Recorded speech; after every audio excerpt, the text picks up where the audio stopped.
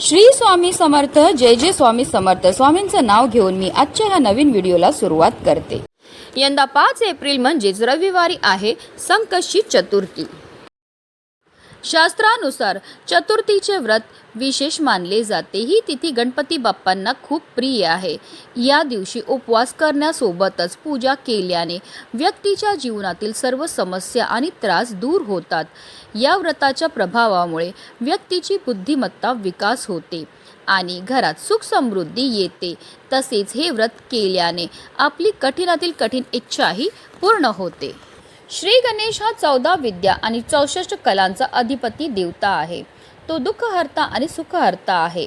म्हणूनच संकष्टी चतुर्थीच्या दिवशी श्री गणेशाची पूजा करून अथर्व शीर्षमचा पाठ करावा.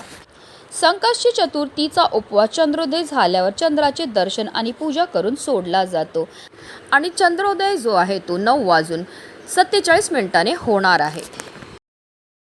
गणपती बाप्पाला संकटनाशक म्हणतात. कोणतेही प्रकारचे संकट असल्यास बाप्पाची पूजा केल्याने संकटापासून मुक्ती मिळते. तसेच गणपतीला बुद्धीचा देवता मानल्याने या दिवशी विद्यार्थ्यांनी गणेशाची पूजा आणि दर्शन घेतल्याने त्यांना ज्ञान आणि बुद्धी मिळते. तसेच या दिवशी पूजा आणि उपासना केल्याने कुंडलीतील चंद्र आणि बुध ग्रहाचे दोष शांत होतात. सुख समृद्धी वाढते आणि संततीचे कल्याण होते. धार्मिकदृष्ट्या हा दिवस अतिशय महत्त्वाचा असल्यामुळे या दिवशी काही प्रभावी उपायाने सेवा देखील केल्या जातात.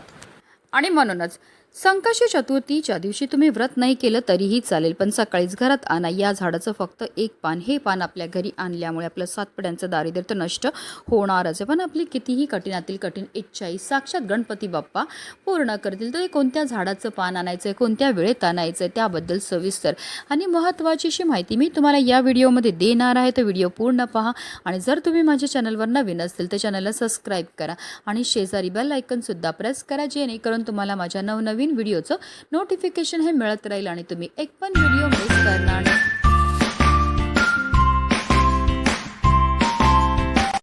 संकष्टी चतुर्थीच्या दिवशी आपल्याला सकाळी ब्रह्ममुहूर्तावर उठायचं आणि अंथरुणामध्येच गणपती बाप्पांचं स्मरण करायचं आहे आणि दिवसाला सुरुवात ही करायची आणि त्यानंतर स्वच्छ स्नानही करायचे. जर शक्य झालं तर या दिवशी लाल किंवा पिवळ्या रंगाचे वस्त्र परिधान करा. त्यानंतर आपल्याला सर्वप्रथम देवघरामध्ये दिवा हा प्रज्वलित करून घ्यायचा आहे, कारण कोणतीही सेवा किंवा कोणताही उपाय जर आपण अग्नीच्या साक्षीने केला तर त्यामध्ये आपल्याला निश्चित सफलताही प्राप्त होत असते. त्यानंतर आपल्याला सूर्यदेवांना जल अर्पण करायचं आहे आणि आपल्याला विधिवत देवपूजाही करून घ्यायची आहे. जर तुमच्याकडे गणपती बाप्पांची मूर्ती असेल तर त्यांना तामनामध्ये घ्यायचं आहे आणि त्यांच्यावर आपल्याला जलाभिषेक किंवा पंचामृताने अभिषेक हा करायचा. 11 पळी पाणी आपल्याला गणपती बाप्पांवर अर्पण करायचं. प्रत्येक पळी पाणी अर्पण करताना आपल्याला ओम गणपते नमः या मंत्राचा जप हा करायचा आहे आणि त्यानंतर गणपती बाप्पांच्या मूर्तीला स्वच्छ पुसून पुन्हा त्यांच्या स्थानावर ठेवायचे. गणपती बाप्पांना हळद, कुंकू, अक्षदा, धूपदीप, अगरबत्ती दाखवून घ्यायची आहे. त्यानंतर जे तीर्थ आपण तयार केलेलं आहे ते आवर्जून आपल्या मुलांना प्यायला द्यायचं. असं हे गणपती बाप्पांना जलाभिषेक केलेलं तीर्थ आपल्या मुलांना प्यायला दिल्यामुळे त्यांच्या बुद्धीमध्ये बऱ्याच प्रमाणामध्ये वाढही होत असते. त्यानंतर गणपती बाप्पांना आपल्याला जास्वंदाचं फूल अर्पण करायचं आहे. त्याचबरोबर दुर्वाची 21 दुर्वांची जुडी आपल्याला अर्पण करायची. ही जुडी अर्पण करताना आवर्जून आपल्याला आपल्या मनातली इच्छा बोलून अर्पण करायची आहे. त्यानंतर गणपती बाप्पांना गोडाचा नैवेद्य हा दाखवायचा आहे. तुम्ही लाडू, मोदकचा नैवेद्य दाखवू शकतात किंवा अगदी तुम्ही गुळ खोबऱ्याचा नैवेद्य दाखवला तरीही चालणार आहे. दिवसभर आपल्याला व्रत करायचं आहे. संकष्टी चतुर्थीच्या व्रत कथेचं पठण किंवा श्रवण करायचं आहे.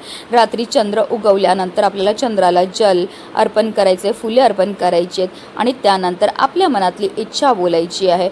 असं केल्यामुळे आपल्या घरामध्ये सुख समृद्धी राहते. त्यानंतरच आपल्याला व्रत हे सोडायचं आहे. जास्वंदीचं लाल फूल म्हटलं की आपल्या डोळ्यासमोर सर्वप्रथम येतात ते म्हणजे आपले लाडके गणपती बाप्पा, कारण गणपती बाप्पांना हे फूल अतिशय प्रिय आहे. जास्वंदीचं फूल पवित्रतेचे आणि आध्यात्मिक शक्तीचे प्रतीक मानले जाते. विशेषतः लाल जास्वंदी हे गणपती बाप्पाच्या शक्ती, उत्साह आणि तेजाचे प्रतीक म्हणून पूजेमध्ये महत्त्वाचे मानले जाते.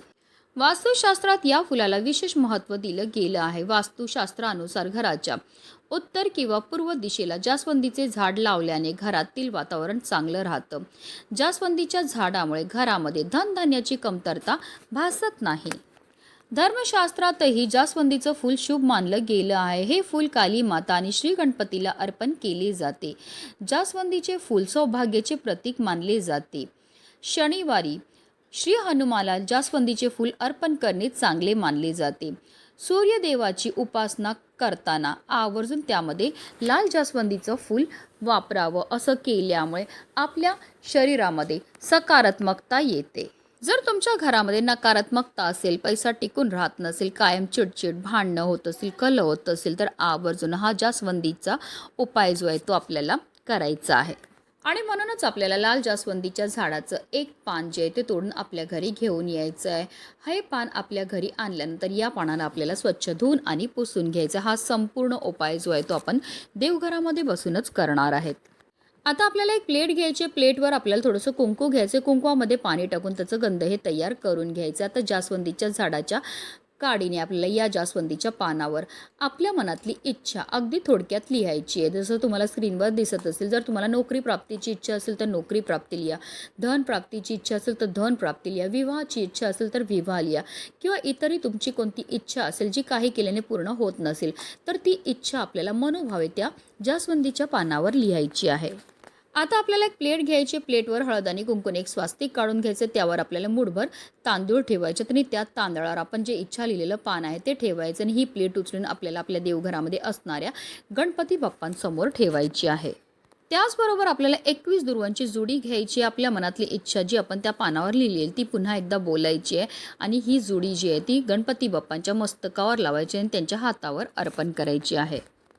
आता आपल्याला देवघरामध्ये आसन घेऊन बसायचं आणि काही सेवा ह्या करायच्या. तर आपल्याला 3 वेळा गणपती अथर्व शीर्षमचं पठण करायचं. आता जेव्हा आपण गणपती अथर्व शीर्षमचं पठण करणार आहेत तेव्हा आवर्जून आपल्या मुलांना सुद्धा आपल्या बाजूला बसवायचं आहे. त्यांनी श्रवण केलं तरी सुद्धा त्यांना त्याचा खूपच लाभ हा मिळणार आहे.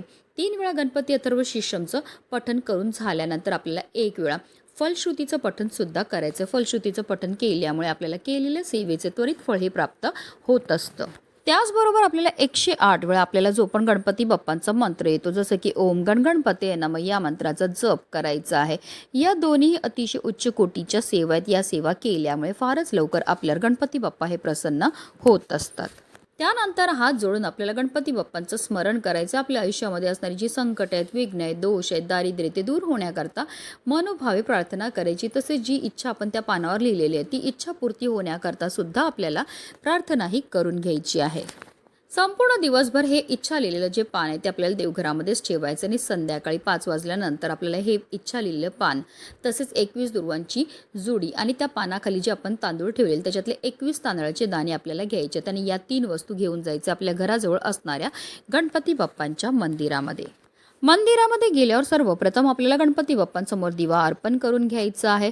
गणपती बाप्पांना हळद, कुंकू, अक्षदा, धूपदीप, अगरबत्ती दाखवून घ्यायची. गोडाचा नैवेद्य घेऊन गेले असतील तर तो अर्पण करायचा आणि त्यानंतर जे इच्छा लिहिलेलं पान आहे त्यावर आपल्याला 21 दुर्वांची जुडी ठेवायची आणि आपल्या मनातली इच्छा व्यक्त करून गणपती बाप्पांच्या मस्तकावर लावायची आणि त्यांच्या चरणावर हे पान आणि दुर्वा अर्पण करायचे. तसेच जे 21 तांदळाचे दाणे आहेत ते सुद्धा आपल्या मनातली इच्छा व्यक्त करून आपल्याला गणपती बाप्पांच्या चरणावर अर्पण करायचे.